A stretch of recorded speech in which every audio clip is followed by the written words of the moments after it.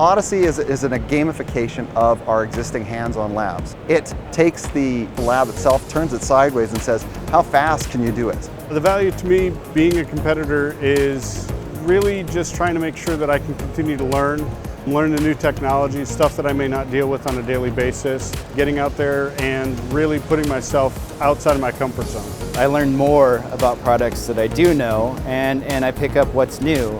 So I figure out what I should be pushing our company towards. And oftentimes with Odyssey, it's in technologies that I probably wasn't even using. The leaderboard is probably the biggest thing that people get excited about. It really adds to the excitement, adds to the pressure of the people doing it. Being up there and seeing how you're doing relative to other people, validation on, yeah, you're good at what you do is nice. It's an avenue for competition since we don't have that in our day-to-day jobs. Yeah, I got my name on the boards a couple of times and it's really neat to see, even if I drop off of it. This is the highlight of the conference for me. As soon as I found out I was coming, I started to check online to make sure there was going to be an Odyssey for me to join. It really does add a lot more to just the hands-on labs.